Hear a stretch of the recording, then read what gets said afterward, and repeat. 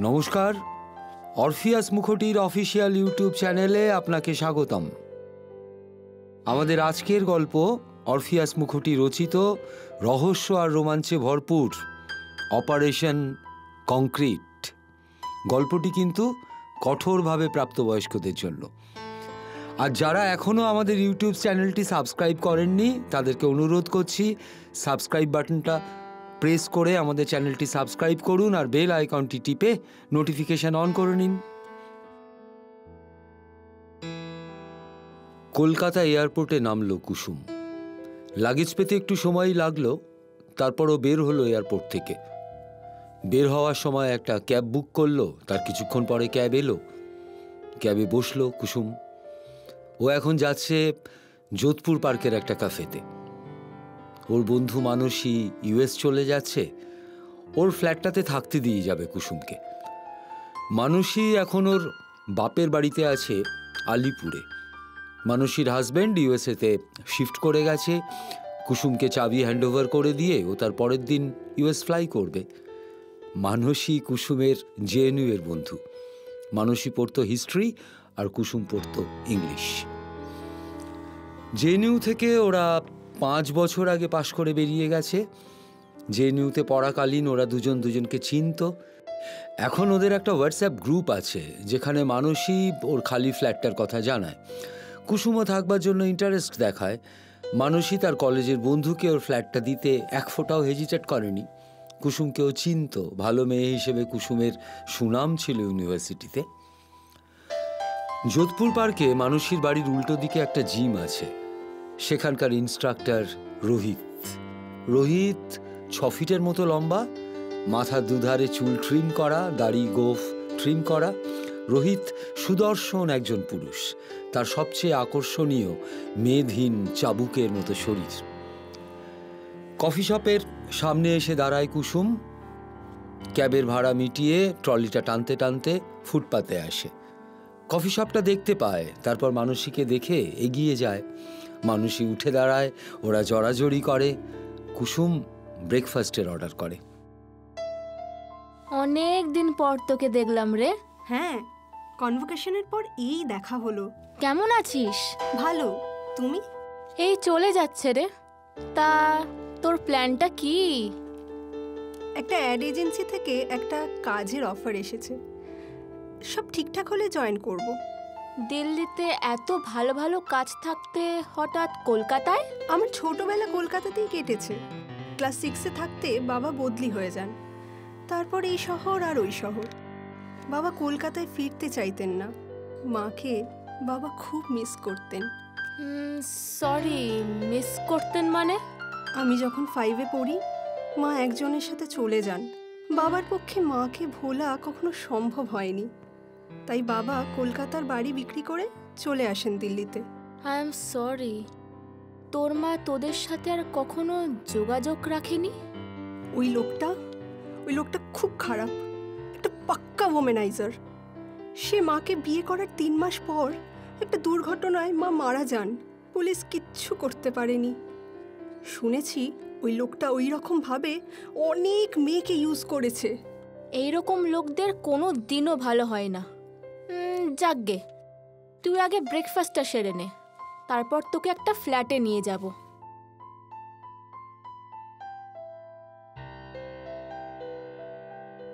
অভিজিৎ বেহালা বাজায়। তার কাছে অনেকে বেহালা শিখতে আসে। সে বাড়িতে শেখানোর পাশাপাশি 2টো মিউজিক স্কুলেও বেহালা বাজানো শেখায়। তার ছাত্রী তৃণা বেহালা শিখতে ইচ্ছুক নয়। তৃণার বয়স এখন 14। তৃণার মা সুস্মিতা চান তৃণা বেহালাটা শিখুক। এই নিয়ে মা ওই মেয়ের বিবাদ তো লেগেই থাকে। তৃণা আজকে সকালে বেহালা শিখতে এসছে। গাড়ি থেকে নেমে ও অভিজিতের ফ্ল্যাটের বেল বাজায়। একটু পরে অভিজিৎ দরজা খোলে। সে তৃণার পিঠে হাত দেয়। তৃণা অস্বস্তিতে কুঁকড়ে যায়। এসো তৃণা, হোমওয়ার্কটা প্র্যাকটিস করেছ? তৃণা মাথা নাড়ায়। অভিজিৎ ওকে একটা ঘরে বসায়। তারপর ওকে বেহালাটা বার করতে বলে। তৃণা বেহালা বার করে। অভিজিৎ ওকে বাজাতে বলে। তৃণা বাজাতে পারে না। অভিজিৎ তৃণার একটা বাহু শক্ত করে ধরে। কিচ্ছু হয়নি, বাড়িতে এগুলো প্র্যাকটিস করনি তাই না? তৃণার ব্যথা লাগে, সে বিকৃত মুখে বলে, স্যার লাগছে। ব্যথা না পেলে তুমি তো শিখবে না। এমন সময় অভিজিতের স্ত্রী ঘরে আসে। স্ত্রীকে দেখে ঘাবড়ে অভিজিৎ তখন তৃণার হাতটা ছেড়ে দেয়। ক্লাসটা শেষ করে বাজারে যাবে, 1 সপ্তাহ হয়ে গেল তুমি বাজারে যাও না। অভিজিৎ মাথা নাড়ে আর তারপর তৃণাকে বেহালা বাজিয়ে শোনাতে থাকে। মানসী আর কুসুম মানসীর ফ্ল্যাটটা দেখতে আসে। একটা ডুপ্লে ফ্ল্যাট, আসবাব সবই রয়েছে। নিচের ফ্ল্যাটে কাবাব, বুক র্যাক, সোফা সেট, টিভি, ডান দিকের ভিতরে একটা বেডরুম, তার উল্টো দিকে কিচেন, কিচেনের ওপরে বাসনপত্রও সবই রয়েছে। ওপরের ফ্ল্যাটটা অনেক বড়, সেখানে আসবাব বলতে কিছু নেই। ফ্ল্যাটের চাবি মানসী কুসুমের হাতে দেয়। ঠিক আছে রে কুসুম, আমি চললাম, ফ্ল্যাটটা এখন থেকে তোর। Thank you. বিল্ডিংয়ের ম্যানেজারকে আমি সব জানিয়ে দিয়েছি, দরকার হলে কল করে নিস। থ্যাঙ্কস রে, take care. Take care, bye. Manasi চলে যায়। কুসুম ট্রলি ব্যাগটার থেকে জামা কাপড় বের করে, তারপর টাওয়েল বের করে স্নান করতে যায়। রোহিত একজন মহিলার সঙ্গে যৌনতা করছে। যৌনতা শেষে রোহিত ওয়াশরুমে যায়, তারপর জামা প্যান্টস পরে নেয়। ওই মহিলা ওয়াশরুমে ঢোকে। রোহিত জানালার পর্দা সরায়। 20 তলার ওপর থেকে কলকাতাকে অন্যরকম লাগছে। মহিলা এসে পিছন থেকে রোহিতকে জড়িয়ে ধরে। You are too good Rohit. ও থ্যাংক ইউ। বলছি আমার টাকাটা? ক্যাশ নেবে না অনলাইন? ও অনলাইনই করে দাও। এক্ষুনি চলে যাবে? 1 কাপ চা খেয়ে যাও। শোনো না, বলছি আগের বার একটা ফ্রুট জুস খাইয়েছিলে, ওটা আছে? হ্যাঁ, তুমি বসো, আমি আসছি।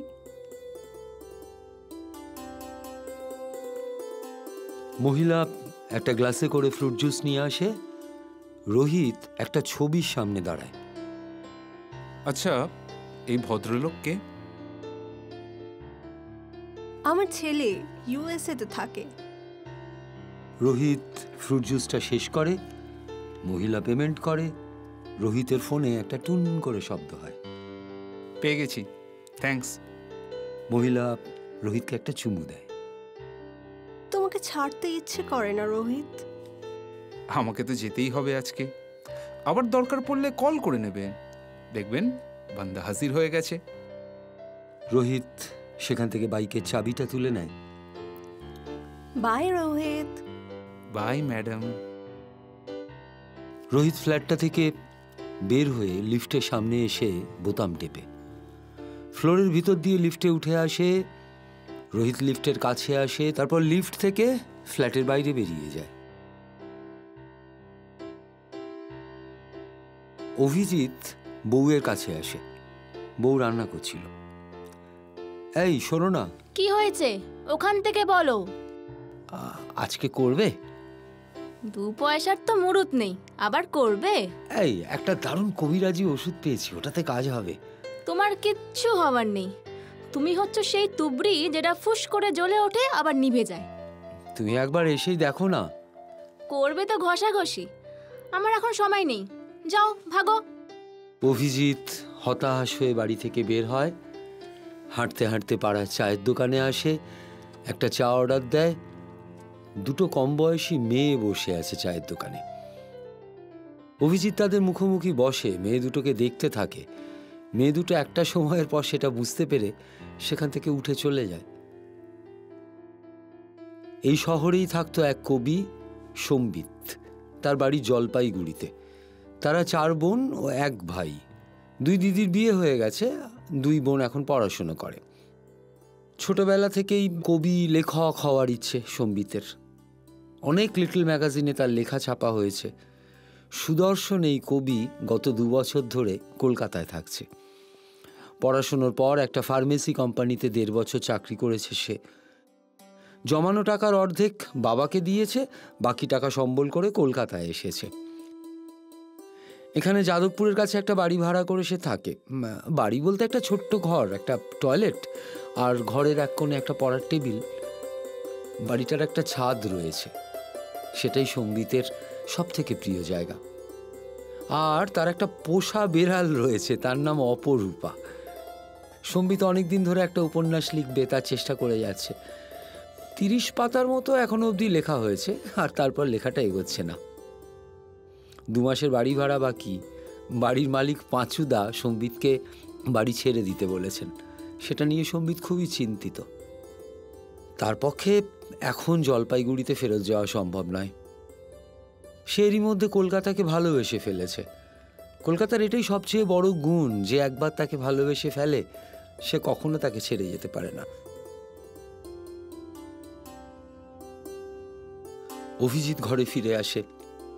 অভিজিতের বউ অভিজিতের পাঠানো আয়ুর্বেদিক ওষুধটা দেখছিল। হ্যাঁ গো, এটাতে কাজ হবে তো? 100% গ্যারেন্টি দিয়েছে কবিরাজ।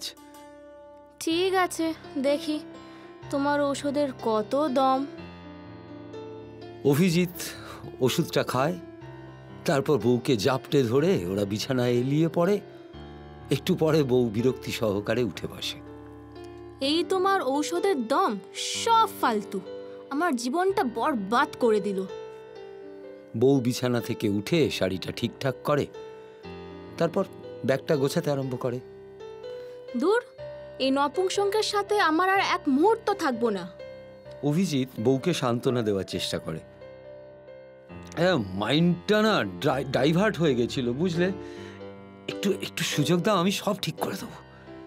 তুমি কিচ্ছু ঠিক করতে পারবে না। বিয়ে 6 মাসেও যখন পারোনি, তো আর কোনো দিনও পারবে না। রমা প্লিজ আমাকে বোঝো একবার। কিছু বোঝার বাকি নেই আমার। আলমারি থেকে গয়নার বাক্সটা বের করে বউ ব্যাগে ঢোকায়। আমার জীবনটা নষ্ট করে দিল। আমি আর এক মুহূর্ত এই বাড়িতে থাকবো না। এই আমি চললাম। অভিজিৎ বউয়ের পেছন পেছন যায়। বউ দরজা খুলে বাইরে বেরিয়ে আসে। প্লিজ রমা, সিন ক্রিয়েট করো না। বউ হাঁটতে হাঁটতে বাইরে আসে। পাড়ার লোকেরা ওদের দেখে। রমার আগে গজগজ করতে করতে একটা ট্যাক্সি ধরে বেরিয়ে যায়। অভিজিৎ তার পথের দিকে তাকিয়ে থাকে। কুসুম শপিংয়ে বেরিয়েছে। কিছু সবজি, দুধ, চকোলেট কিনে ফেলে সে কাউন্টারে বিল পেমেন্ট করে ফেরার পথে রোহিতের জিম। কুসুম একটু ভাবে, তারপর রোহিতের জিমে ঢোকে। রিসেপশনে ঢুকে জিম মেম্বারকে অনেকগুলো প্রশ্ন করে, যেমন জিমের টাইমিং, অ্যাডমিশন ফিস, জিমে কীরকম ফেসিলিটিস আছে ইত্যাদি। জিমের ম্যানেজারের উত্তরে কুসুম খুশি হয় ও জিমে অ্যাডমিশন নিয়ে নেয়। জিমে অ্যাডমিশন নিয়ে ফেরার পথে কুসুম রোহিতকে দেখে। রোহিত একটা মেয়ের সঙ্গে কথা বলছিল। রোহিত কুসুমকে দেখে, তারপর কুসুমের দিকে এগিয়ে আসে। Hi, I am Rohit, gym instructor. Hello, আমি কুসুম। New admission? ইয়েস। সকাল 6টা থেকে 9টা ও সন্ধ্যে 7টার পরে আমি কিন্তু ট্রেন করাই। I C. ওকে কুসুম, তাহলে দেখা হচ্ছে। Sure, by. বাই। কুসুম বাজারের থলে নিয়ে বিল্ডিংয়ের দিকে এগিয়ে যায়। সম্বিত মাসখানেক হলো একজন সাইকিয়াট্রিস্টকে দেখাচ্ছে। আজ বিকেলে তার অ্যাপয়েন্টমেন্ট। সম্বিত 1A বাসে চেপে হাজরায় নামে। সেখান থেকে একটু হেঁটেই ক্লিনিক। সম্বিত ক্লিনিকে আসে, কাউন্টারে নাম লেখায়, তারপর বাকি সবার সাথে অপেক্ষা করতে থাকে। আগের বার ডক্টর স্যাম তাকে অনেকগুলো টেস্ট করতে দিয়েছিল। সেই টেস্টের রিপোর্ট নিয়ে এসেছে সম্বিত। পাশের চেয়ারে বসা বাচ্চাটা এক দৃষ্টিতে দেওয়ালের দিকে তাকিয়ে আছে। সম্বিত তাকে দেখতে থাকে। একটু পরে সে উঠে বাইরে বেরিয়ে আসে, লিফট দিয়ে নিচে নামে। নিচে নেমে সে একটা সিগারেট ধরায়। 2 দিন ঘুমোতে পারেনি সে। বিভিন্ন সব চিন্তার মধ্যে তাকে থাকতে হচ্ছে। সিগারেট শেষ করে সে লিফট দিয়ে ওপরে উঠে আসে। বাচ্চাটাকে আর দেখতে পায় না। হয়তো চেম্বারের ভেতরে ঢুকেছে বা বেরিয়ে গেছে। সম্বিত অ্যাকোরিয়ামে মাছের খেলা দেখতে থাকে। একটু পরে তার ডাক আসে, সে চেম্বারের ভেতরে ঢোকে।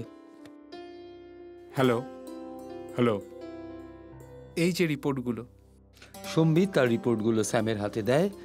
ডক্টর স্যাম দেখতে থাকেন। 2 দিন ধরে ঘুম আসছে না ডাক্তারবাবু। তা আপনি সারাদিন এত কি ভাবেন? সারাদিন ভাবি কি করব, কি করা উচিত, কিভাবে একটু বেশি টাকা পয়সা উপার্জন করব, আরও কত কি। তা চাকরির সন্ধান করছেন? এখনো তো তেমন কিছু ভাবিনি, তবে সত্যি বলতে এখন দেওয়ালে একদম পিঠ ঠেকে গেছে। সেটা কীরকম? যেমন জমানো টাকা শেষের পথে, 2 মাস হয়ে গেল বাড়ি ভাড়া দিতে পারিনি।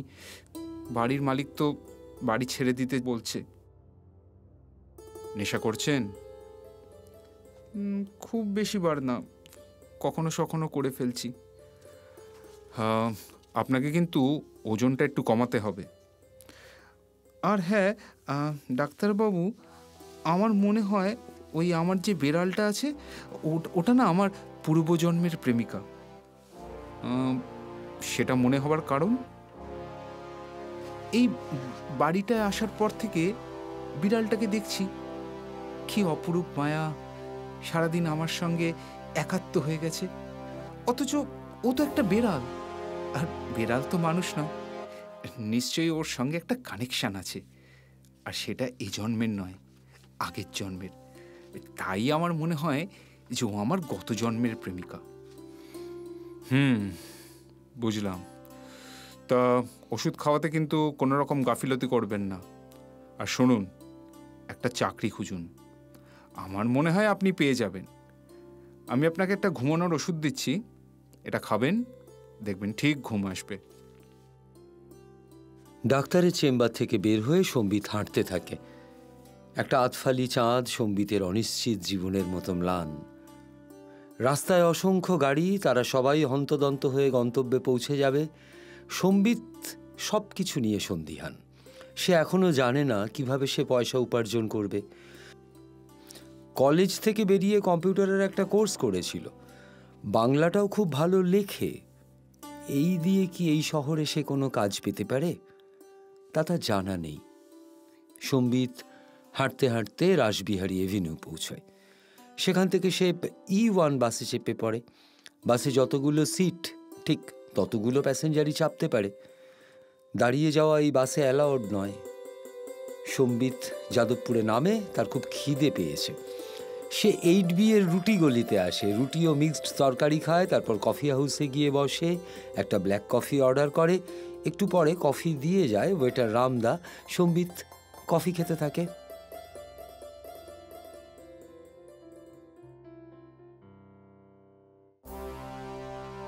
বড্ড অশান্তি, মাথার মধ্যে একটা অসুরের অবয়ব তৈরি হচ্ছে, একটু একটু করে বার বাড়ছে। তার হাত অভিজিতের মাথার ভিতরে ধাক্কা দিচ্ছে। বাইরে বের হতে চাইছে ওষুধটা। অভিজিৎ তাকে কিভাবে বাইরে বের হওয়ার পথ থেকে আটকাবে? অভিজিতের মাথার দেওয়ালে ওষুধটা সজোরে আঘাত এনে চলেছে। এটা ঠিক নর্মাল মাথা ব্যথার মতো বিষয় নয়। অভিজিৎ নপুংসক, অক্ষম, তাই তার স্ত্রী তাকে ছেড়ে চলে গেছে। কবিরাজি ঔষধও কাজ হয়নি। অভিজিৎ উঠে পড়ে বিছানা থেকে। আর একটু পরে তৃণা আসবে। অভিজিৎ উঠে বাথরুমে যায়, মুখে চোখে জল দেয়, বেহালাটা হাতে তুলে নেয়, পাগলের মতো বাজাতে থাকে। একটু পরে বেল বাজে, তৃণা আসে। আজ ও একটা লাল ফ্রক পরেছে। অভিজিতের মনে বেড়ে চলেছে অসুরের দাবরানি। অভিজিৎ মাথা ঠান্ডা রাখতে পারছে না। ওষুধটা তার পেশিবহুল হাত পা তার মাথার দেওয়ালে ঠুকতে থাকে।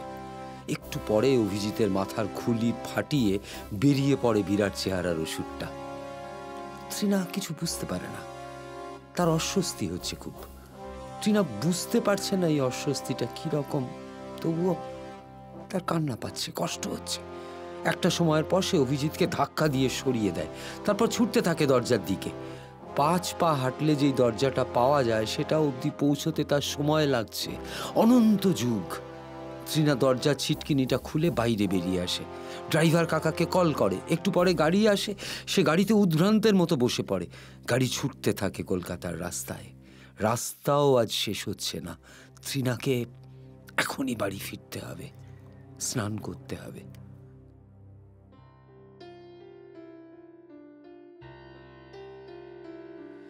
এই বিজ্ঞাপন সংস্থা কলকাতার সবচেয়ে নামী প্রতিষ্ঠান। কুসুম দিল্লি থেকে এদের সঙ্গে যোগাযোগ করেছিল। কুসুমকে ওদের পছন্দ হয়। আজ ফার্স্ট হাফে কুসুমের ইন্টারভিউ। এই বিজ্ঞাপন সংস্থার মালিক সুস্মিতা। সুস্মিতার বাবা একটা সময় এটা প্রতিষ্ঠা করেছিলেন। কিছু বেসিক প্রশ্ন উত্তর পর্বের পর কুসুম চাকরিটা পেয়ে যায়। কুসুম ম্যানেজমেন্টের স্টুডেন্ট, তার ট্র্যাক রেকর্ড ভালো। কাল থেকে সে কাজ শুরু করবে। ইন্টারভিউ শেষে কুসুম ও সুস্মিতা অফিসের ক্যাফেটেরিয়ায় আসে। ওরা কফি খায়। তোমার বাড়িতে কে কে আছে কুসুম? আমি একাই। কলকাতায় ভালো লাগছে? হ্যাঁ। ওকে কুসুম, আমি অপর্ণাকে বলে দিচ্ছি, ও তোমার রোলটা বুঝিয়ে দেবে। কাল দেখা হচ্ছে। বাই। কুসুম অফিস থেকে বেরিয়ে একটা ট্যাক্সি নেয়। ট্যাক্সি নিয়ে সে জিমে যায়। চেঞ্জিং রুমে এসে সে ড্রেস চেঞ্জ করে, তারপর এক্সারসাইজ শুরু করে। রোহিত আসে। শোনো, প্রথম প্রথম এসেই কিন্তু ওয়েট লিফট করবে না, কেমন? প্রথম তো করছি না, এর আগে জিম করতাম তো। তা কতদিনের গ্যাপের পর আবার শুরু করলেন? 15 দিনের মতন। ও, তাহলে ঠিক আছে। Thank you. তা আজকে আফটার জিম কি করছেন? তেমন কিছু না। কফি খেতে যাবেন? যাওয়াই যায়। ঠিক আছে, আপনি এক্সারসাইজটা করে নিন, হয়ে গেলে বলবেন, তাহলে কফি খেতে যাব। জিমের পর রোহিত আর কুসুম কফি খেতে আসে। একটা ছেলে আসে। আমেরিকানো। আমার জন্য ল্যাটে। ছেলেটি চলে যায়। তা আপনি প্রথমবার কলকাতায় এলেন? না, ছোটবেলায় এখানেই থাকতাম। বাবা ট্রান্সফার হয় দিল্লিতে। তাহলে আবার ফিরলেন যে? শেকরের টানে। ম্যারেড? না, তেমন কাউকে পাইনি। আমিও আনম্যারেড। আপনি কি শুধুই এখানে ট্রেন করেন? না না, আরও 2টো জিমে করাই। বিয়ে করেননি কেন? বেশ তো আছি, তবে কি জানেন, একটু ভয় হয়। কি, দায়িত্বভার নেওয়ার ভয়? সেটা ঠিক নয়, তবে স্বাধীনতাটা হারাতে চাই না। ফ্রি বার্ড আমি। হঠাৎ করে একটা উটকো ঝামেলা চলে এলে কনফিউজ হয়ে যাব। বুঝলাম। আমরা কি বন্ধু হতে পারি? নিশ্চয়ই। যে কোনো সমস্যা হলে আমাকে কল করতে পারো, আমি সবসময় থাকবো। Thank you so much. Coffee শেষ করে কুসুম আর রোহিত বেরিয়ে যায়। রোহিত বাইকে চেপে বসে, তারপর গা ভাসিয়ে বেরিয়ে যায়। রোহিতের বাইকটা কেউ একটা ফলো করছে। রোহিত একটা হোটেলের সামনে আসে, বাইকটা পার্ক করে। রিসেপশনে একজন মহিলা বসেছিল। রোহিত তাকে গ্রিট করে। তারপর দুজনে মিলে ফার্স্ট ফ্লোরের দিকে একটা রুমে চলে যায়। যে রোহিতকে ফলো করছিল সে পুরো ব্যাপারটা দেখে। সম্বিতের আজ সকাল সকাল ঘুম ভেঙে গেছে। সকালে ঘুম ভেঙে গেলে সম্বিতের খুব অস্বস্তি হয়। সে বাড়ি থেকে বের হয়ে পাড়ার চায়ের দোকানে আসে, একটা চা আর প্রজাপতি বিস্কুট খায়। তারপর পাড়ার মোড়ের দোকান থেকে একটা নিউজ পেপার কেনে, সেটা নিয়ে বাড়িতে চলে আসে। বাড়িতে ফিরে সম্বিত নিউজ পেপারটা পড়তে বসে। কর্মখালিতে এসে একটা বিজ্ঞাপন দেখে। একটি বিজ্ঞাপন সংস্থা কপি রাইটার খুঁজছে। ক্রাইটেরিয়ায় লেখা আছে বাংলা ভাষায় দক্ষতা থাকতে হবে। সম্বিত তৎক্ষণাৎ সেই ইমেল আইডিতে নিজের বায়োডাটা মেল করে দেয়।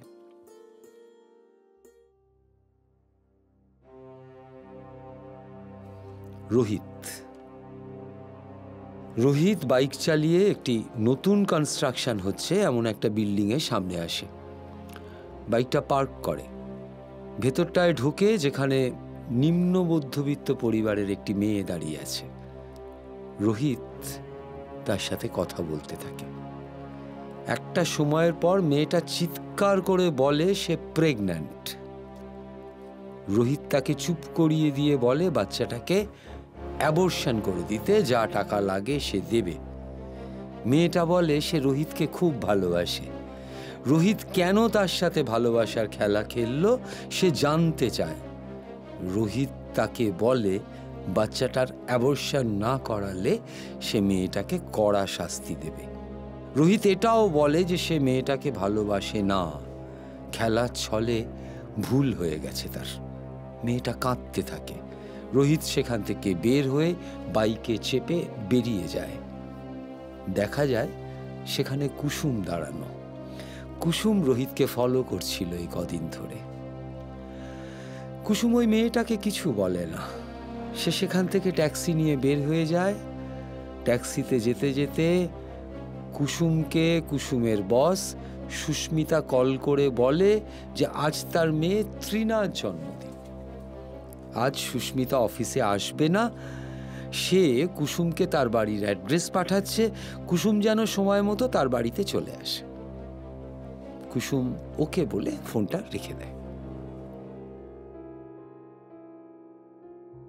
সম্বিতে সারাদিন অপেক্ষায় কেটে যায়। বিজ্ঞাপন সংস্থা থেকে কোনো ফোন আসে না।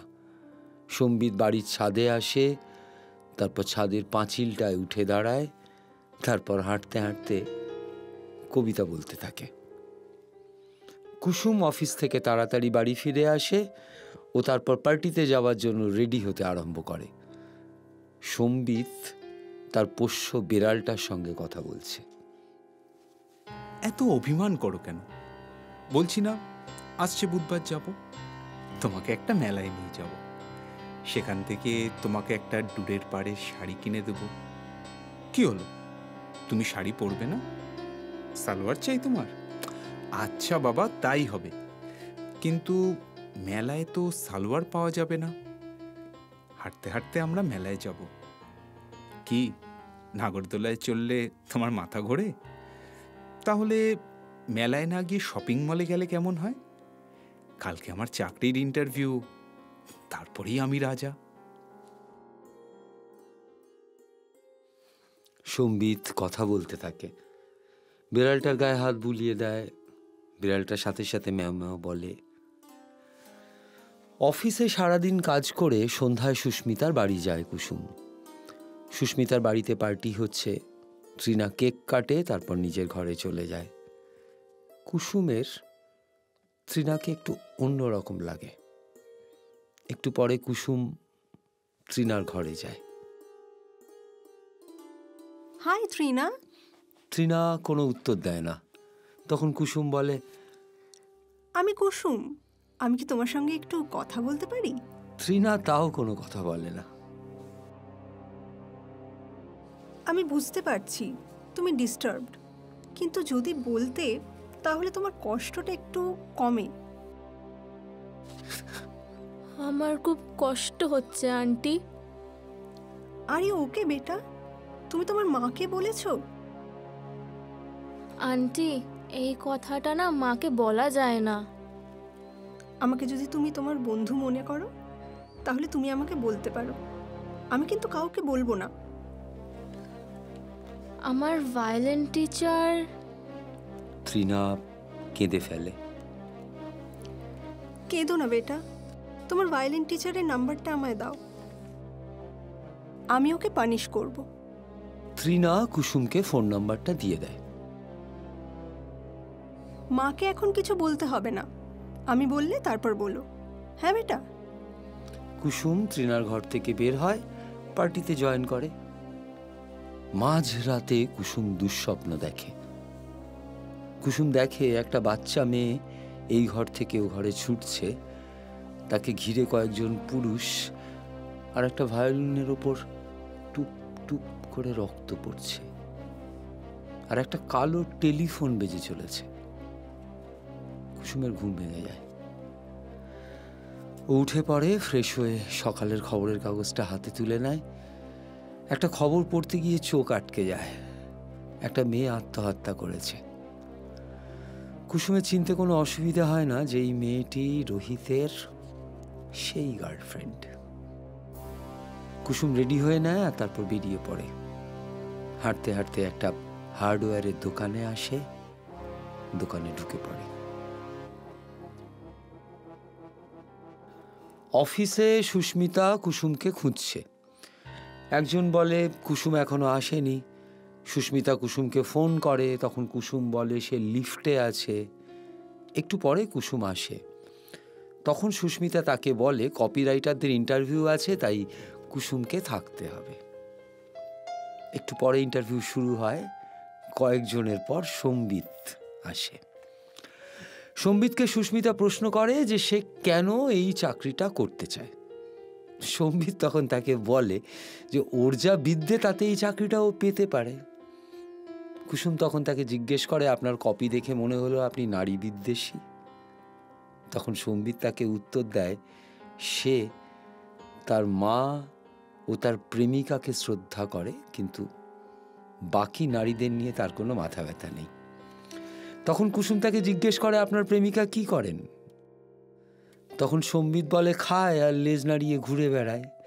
এই কথা শুনে কুসুম বলে হোয়াট? সম্বিত বলে অবাক হবেন না, আমার প্রেমিকা আমার পোষ্য বেড়াল। সম্বিত ইন্টারভিউ দিয়ে বেরিয়ে যায়। সুস্মিতা বলে ছেলেটা সাইকো। কুসুম বলে ছেলেটার হাতের লেখা ভালো, কপিরাইটার এইরকমই হওয়া উচিত। সুস্মিতা বলে বাকি কপিরাইটারদের তুলনায় ছেলেটা বেশি ভালো লেখে, এতে সন্দেহ নেই, কিন্তু ওকে নেওয়াটা কি ঠিক হবে? কুসুম বলে ওকে নিন, বাকিটা আমি দেখছি। ইন্টারভিউ বোর্ড থেকে বের হয়ে কুসুম রিসেপশনিস্টের কাছে যায় ও সম্বিতের নাম্বারটা নেয়। কুসুম সম্বিতকে কল করে। আমি কুসুম, একটু আগে আপনার ইন্টারভিউ নিচ্ছিলাম। হ্যাঁ হ্যাঁ ম্যাডাম, বলুন। আশা করি তুমি এখনো অফিসের আশেপাশেই আছো। হ্যাঁ হ্যাঁ, আমি সামনেই আছি। অফিসে ঢুকতে ডান দিকে একটা ক্যাফে আছে, তুমি ওখানে বসো, আমি আসছি। Okay ma'am. কুসুম অফিস থেকে বের হয়ে ক্যাফেটার দিকে যায়। সম্বিত ওখানে বসেছিল। Hello ma'am. হ্যালো সম্বিত, তুমি মনে হচ্ছে এই চাকরির ইন্টারভিউটা ক্র্যাক করেছো। সব ফর্মালিটিস হওয়ার আগে আমাকে কিছু প্রশ্নের উত্তর তোমাকে দিতে হবে। হ্যাঁ বলুন ম্যাডাম। তুমি সাইকিয়াট্রিস্টের কাছে যাও? Yes ma'am. নিয়মিত ওষুধ খাও? ইয়েস। মেয়েদের নিয়ে তুমি একটু বেশি সিনিক নও কি? আমি মেয়েদেরকে পছন্দ করি না ম্যাডাম। কিছু মনে করো না, তুমি কি গে? না, আমার সেক্ষেত্রে মহিলাদেরকেই পছন্দ। কুসুম সম্বিতের সঙ্গে খানিকক্ষণ কথা বলে, তারপর সম্বিত চলে যায়। সেখান থেকে কুসুম একটা ট্যাক্সি নিয়ে জিমে আসে। জিমে রোহিতকে দেখে কুসুম এগিয়ে যায়। হাই রোহিত, কাল সকালে একবার আমার বাড়ি আসবে? কটায়? ওই সকাল 9টা নাগাদ। কিছু স্পেশাল? তোমাকে একটা সারপ্রাইজ দেবো। কুসুমের ফোনে সুস্মিতা কল করে, বলে তৃণা এখনো বাড়ি ফেরেনি। কুসুম বলে সে বিষয়টা দেখছে। কুসুম অভিজিৎকে ফোন করে। আমার নাম কুসুম, একটা অ্যাড এজেন্সিতে চাকরি করি। সুস্মিতাকে আপনি হয়তো চিনবেন। সুস্মিতা আপনার নাম্বার আমাকে দিয়েছে। আমি ভায়োলিন শিখতে চাই। খুব ভালো। আমার ঠিকানাটা আপনাকে হোয়াটসঅ্যাপ করছি, আপনি 12টা নাগাদ আসবেন প্লিজ। হ্যাঁ, আমি পৌঁছে যাব। একটু পরে সুস্মিতা কুসুমকে ফোন করে বলে তৃণা ফিরে এসেছে। কুসুম বলে থ্যাংক গড। এরপর কুসুম ফোনটা কাট করে সম্বিতকে কল করে। হ্যালো সম্বিত। হ্যাঁ বলুন। কাল একবার আমার বাড়ি আসতে পারবে? হ্যাঁ, কখন যাব? এই দুপুর 3টে নাগাদ। অ্যাড্রেসটা? আমি হোয়াটসঅ্যাপ করছি। কুসুম বাড়ি ফিরে আসে। ভেতরের ঘরে ইট, বালি, পাথর, সিমেন্ট জমা করে। এমন সময় সুস্মিতা কুসুমকে কল করে। ত্রিনা আমাকে অভিজিতের ব্যাপারটা সব বলেছে। আমি পুলিশকে কল করছি। একটু ওয়েট করো, আমি বললে তারপর করো। আমার খুব কষ্ট হচ্ছে কুসুম। আমি বুঝতে পারছি অভিজিৎ ওর কর্মফলের সাজা ঠিক পাবে। সুস্মিতা ফোন রেখে দেয়। পরের দিন সকালে রোহিত কুসুমের বাড়ি আসে। সরি, একটু দেরি হয়ে গেল। It's okay. এত সকাল সকাল আমাকে এখানে ডাকার রিজন? সময় নষ্ট করছি না। তুমি বিছানায় কেমন? আমি জানতাম বেবি। রোহিত কুসুমকে জড়িয়ে ধরে। বেলা 12টায় অভিজিৎ আসে। আসতে কোনো অসুবিধা হয়নি তো? না, একটা বাসেই চলে এসেছি। ভায়োলিনের বিষয়ে পরে আসছি, আগে একটা প্রশ্ন করব। করুন। আপনি বিছানায় কেমন? অভিজিৎ একটু চমকে তারপর বলে, ডেমো দেবো? কুসুম তার হাত ধরে বলে, চলুন ওই ঘরে। 3টের সময় সম্বিত আসে। আসতে কোনো অসুবিধা হয়নি তো? না না। আচ্ছা সম্বিত, আমার ধারণা তুমি ভার্জিন। সম্বিত একটু থতমত খায়, তারপর বলে, সেই সৌভাগ্য এখনো হয়নি। দেখা যাক কবে সেই দিন আসে। আমার সঙ্গে সেক্স করবে সম্বিত? হোয়াট? আপনার মাথা ঠিক আছে তো? আপনাকে আমি চিনি না ঠিক করে, সেক্সের প্রশ্নই উঠছে না। কেন সম্বিত, আমি কি অ্যাট্রাকটিভ নই? মানছি আমি যে আপনি অ্যাট্রাকটিভ, কিন্তু এইভাবে হুট করে কারোর সাথে সেক্স হয় না। সেক্স হওয়ার আগে অ্যাটলিস্ট প্রেমটা তো হওয়ার প্রয়োজন। থ্যাংক ইউ, আমি তোমাকে ভুল বুঝেছিলাম। এই ঘরে এসো।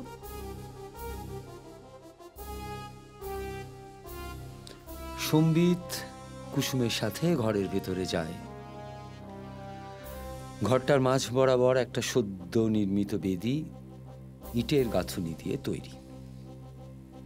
আচ্ছা, এই ঘরটার মধ্যে এই বেদিটা কেন? এর তলায় ঘুমোচ্ছে দুটো পারভার্ট। মানে? দুটো সেক্স পারভার্ট, যারা মেয়েদেরকে বস্তু মনে করত, তাদের নিজের খেয়াল খুশি মতো ইউজ করবে। আমি তাদের খুন করেছি। একটা প্লাস্টিকে তাদের বডি সিল করে এখানে গেঁথে দিয়েছি। এখানে কখনো পচন ধরবে না। দুটো পারভার্টই শাস্তি পেয়েছে। আচ্ছা, তার মানে আমি যদি সেক্স করতে রাজি হতাম তাহলে আমার অবস্থাও ওদের মতো হতো? তুমি তো ওদের মতো নও। আমার পোষা বিড়ালটা আসলে তুমি? ওরা কথা বলতে থাকে। সম্বিতে জমে থাকা কথা ফুরিয়ে যায় না। কুসুম মগ্ন হয়ে ওর কথা শুনতে থাকে।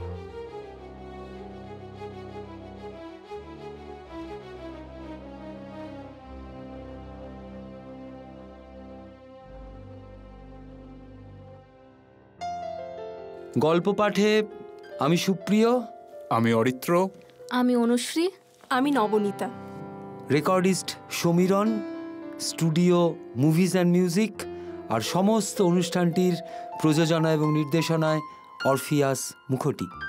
আশা করব আমাদের গল্প আপনাদের ভালো লেগেছে। আপনারা এতক্ষণ ধরে ধৈর্য নিয়ে আমাদের গল্পগুলো শুনলেন, তার জন্য আপনাদেরকে অসংখ্য ধন্যবাদ। যদি গল্পগুলো ভালো লেগে থাকে তাহলে একটা লাইক করে দেবেন এবং আপনার পরিচিত মানুষদের সাথে গল্পগুলো শেয়ার করবেন। আর হ্যাঁ, যদি কোনো মূল্যবান বক্তব্য থাকে কমেন্ট বক্সে কিন্তু অবশ্যই কমেন্ট করে জানাবেন। আপনার কমেন্ট আমাদের কাছে খুবই ভ্যালুয়েবল। Thank you.